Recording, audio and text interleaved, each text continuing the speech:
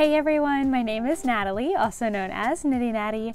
I live just outside of Dallas, Texas with my husband and our dog Toaster. Today I'm sharing with you my process of picking out projects for a new month. Since it's nearly summer, I'm planning for warmer weather.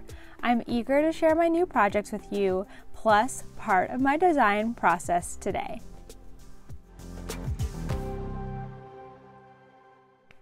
Hey guys, it is Sunday, May 3rd, and I cannot believe I've made it to the third day of a new month without casting anything on yet. So today I'm going to be remedying that, and I thought I would bring you along with me as I pick out my project choices for this month. So I've got a second cup of coffee here, I've got Ravelry pulled up, so I'm going to be browsing some new things here in a second.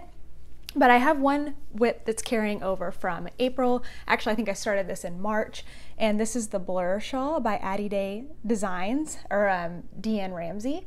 And I'm getting close to the end, but this is something I'm going to continue working on, but it's my only whip right now. So I definitely need some new things. I'm thinking I'll probably start a pair of May socks. I also want to start playing with another cozy design. I don't know if I want to do another can cozy or start working on another yarn cozy, so we shall see. And then also I think I'd like to start maybe a garment, something else big that is going to take the place of this when it is done. So that's kind of the general plan for today, but I will bring you along with me as I pick out yarn, wind things up, browse on Ravelry, and kind of let you know my process for picking projects out. So let's get started. I'm so fortunate to have a nice stash to choose from. That's come in handy these days when the budget can be tight and it's hard to get out and browse at a yarn shop.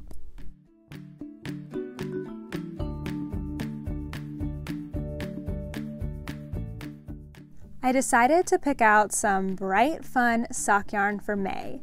This self-striping from local dyer Mustache Yarns is just perfect.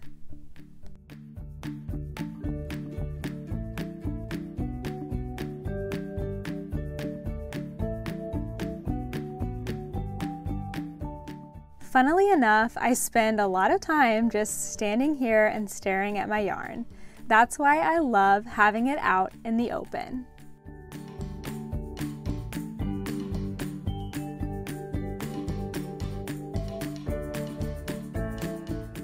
For self-striping socks, I like to use a solid color for at least the heel.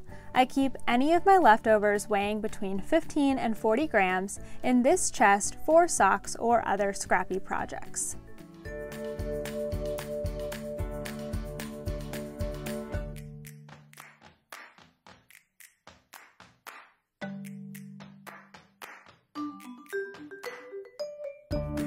I then got to browsing on Ravelry for the perfect summer top. Who else can spend hours on Ravelry if they're not careful?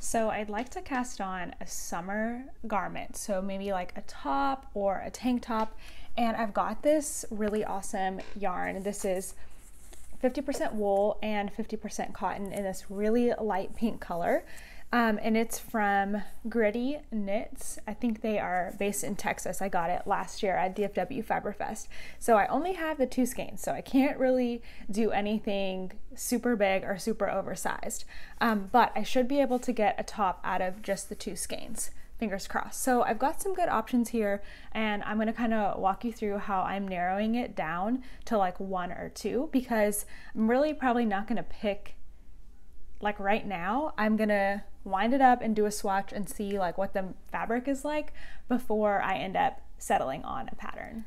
Okay, I love this little tulip top here. I definitely don't want anything with thin straps because I want to be able to wear proper like undergarments with it, and I love the lace, but I honestly think that this V is just too low in the front and the back for me, so that's probably not going to be an option.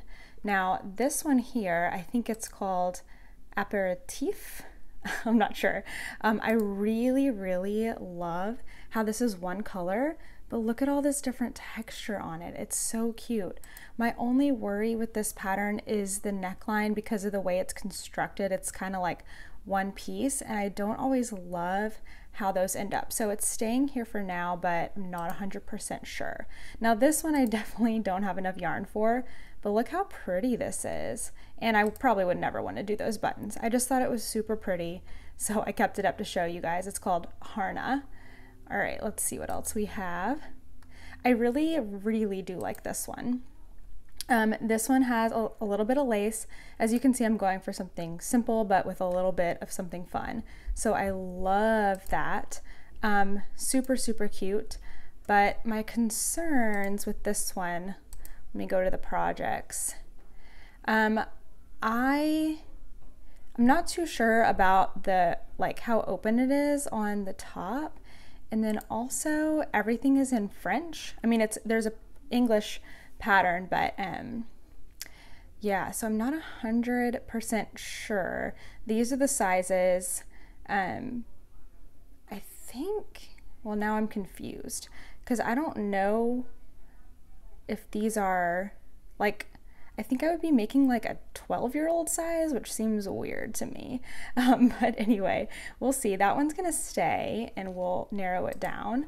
And then, okay, well, you can already see an issue right here.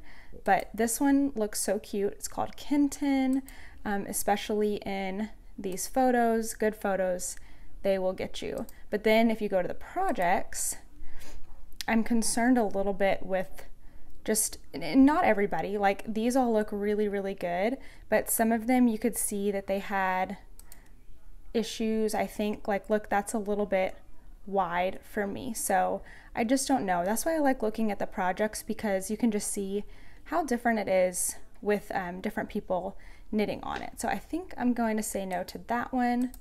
And then this one I really, really like. I think it's so cute, but I think it's just a little simple for me right now. So I might keep this one in my favorites for later, but I really want to do something a little more lacy right now. And I forgot to show you what the one that I'm sort of leaning towards is this one by Isabel Kramer. It's got this really cool, like, knit as you go set and sleeve, which I'm super intrigued by. I was worried about the high neck, but when you go to the projects, it doesn't seem to be as high. Like, that looks a lot more like comfortable to me. So it doesn't seem to be like as high as it at least is on her. And then there's lots of different options. So I think I might be leaning towards this. I like that it has a fun texture, but it's not completely open, so I wouldn't have to wear like a tank top underneath it. So this might be the winner right now, especially because I've been wanting to try her patterns. I've heard really good things about her, like, techniques. So we will see. I've got 3 left. Let's see, Cloudlessly, Aperitif Hour. Why do I pick things with such hard names? I think that's so cute. Again, I'm just not sure about the neckline. And then Emma. So we shall see after I get this yarn wound and gauged. I wanted to show you how I measure my body for garments. I'm going to take measurements of my high bust, full bust, natural waist, high hip, and low hip, also known as the point where I like my tops to reach. These are all important measurements when choosing a size for a garment, but I'm looking at them early because I want to make sure I'll have enough yarn for my size. Even though I often measure for smaller sizes with my bust, since my hips are much larger, I have to account for the yardage I'll use when I add in A-line shaping.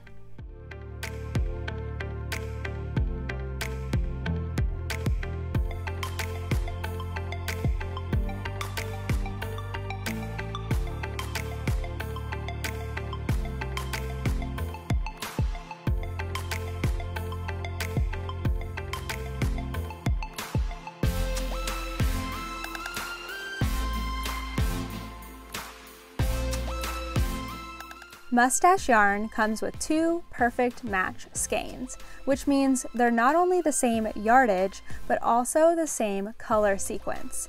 The only thing you must take care to do is to start winding with the same color on each skein. For Jelly Belly, I started with purple and ended with green.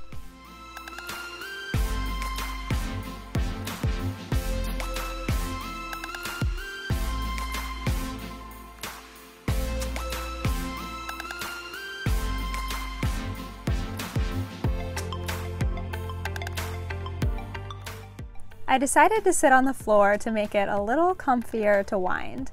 I'm curious, what types of projects are you planning for the summer? Share any great patterns you found down below.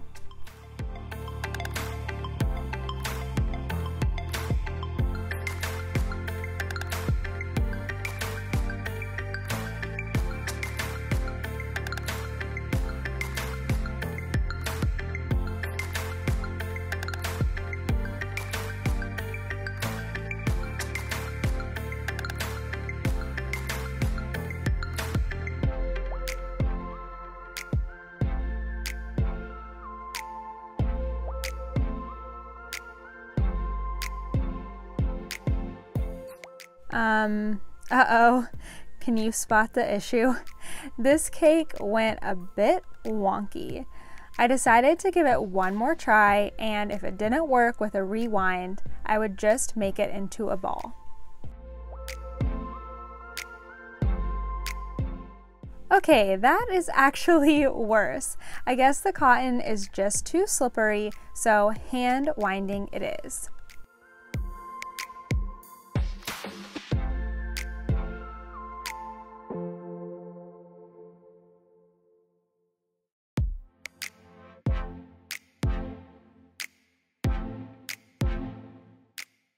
While I was hand winding, I remembered a trick I'd learned from working at a yarn store.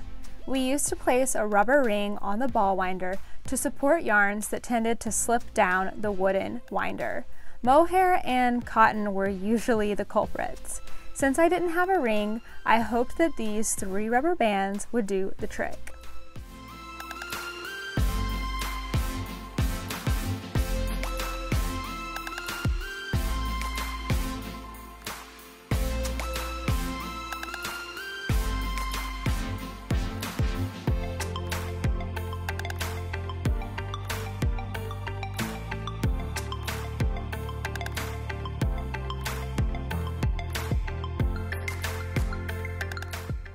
And it actually worked. Now, having a center pull cake is so much more convenient that I decided I would later rewind the other skein.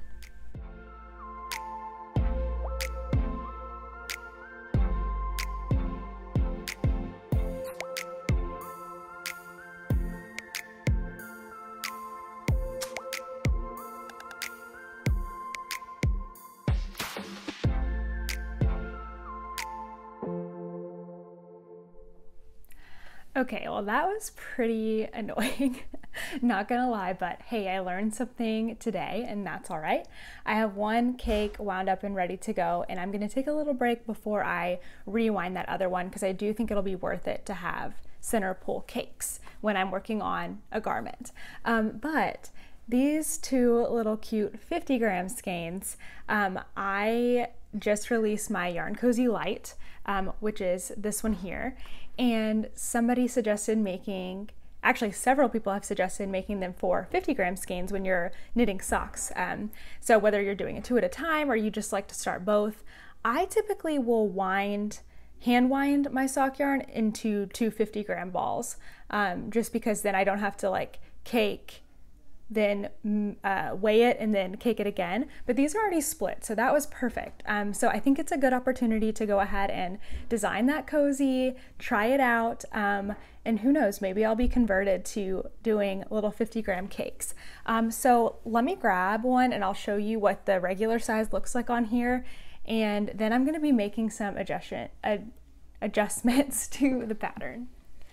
Okay, so here's a regular size one, and obviously it's too big for the 50-gram cake. It goes like completely over it, and it's too big on the bottom. So what I'm probably gonna sit here and do right now is go through my pattern and make some number adjustments, making things smaller around and shorter, and then I'm going to cast it on and give it a go. So this will actually be the Yarn Cozy Light mini Yarn Cozy Light, I suppose, will actually be my first project I am going to start today. So I am excited. I'm just gonna grab some like scrap yarn to work on it because it's the perfect project for scrap yarn.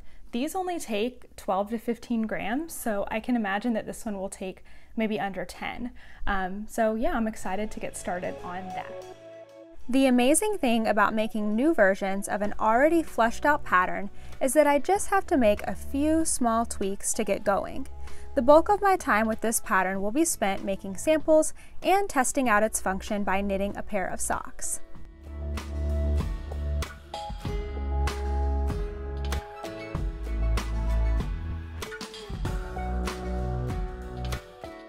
While I'm at it, I just need to say thank you to everyone who bought Yarn Cozy Light this past weekend. There were so many times on Friday that I was nearly brought to tears because of the overwhelming love for this pattern, and I am not typically an emotional person. I hope that you know that whenever you purchase a pattern from me or even watch my videos, that you are supporting my dream to one day be able to work completely at home while growing our family. So thank you from the bottom of my heart.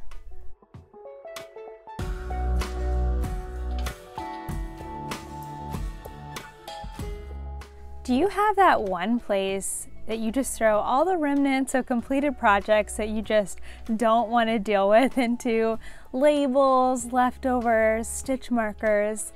That's what this basket is right here. I needed to clean it out so that I could add in the new labels and be ready to podcast this week.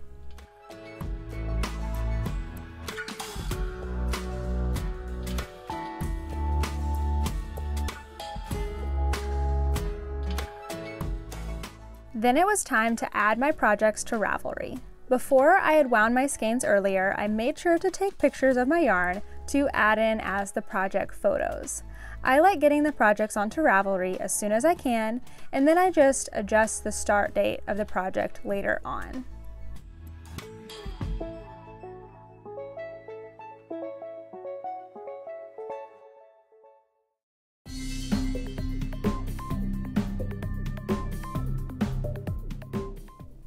Later that day, I was ready to cast on my swatch for the tee, but my little baby toaster was being naughty, so he had to come sit on my lap.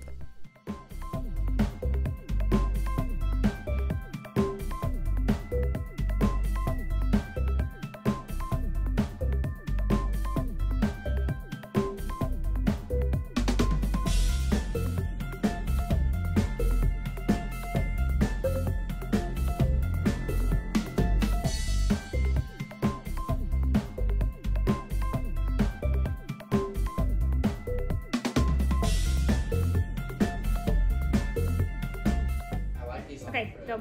Go back.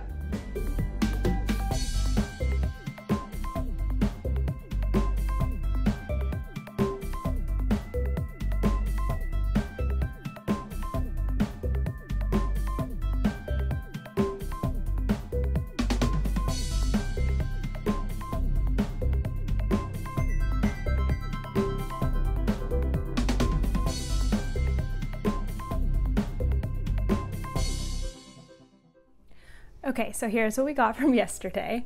I finished my cute little 50-gram Yarn Cozy Light. I think I'm gonna call it the mini Yarn Cozy Light, but it fits perfectly, so I just need to make another one and then I can get started on some socks. So I'll probably do that today. I also did the tiniest swatch in the world for my sweater cast on. This just kind of got me a reference. I think what I'm gonna do now, since I'm measuring close, is I'm going to make a much bigger swatch and then block it, and that will tell me. I think this is a little open, so I might go down a needle size, see what gauge I get with that. But other than that, that is the result of kind of a full day's work starting new projects. So they're not all fully started yet, but it does take me a lot of time. I do a lot of thinking and preparing, but I'm really excited for these new May cast-ons, and definitely come back on Thursday to see my podcast episode and see what I have done and what progress I have made from there. Thank you guys so much for watching, and I will see you next time. Bye!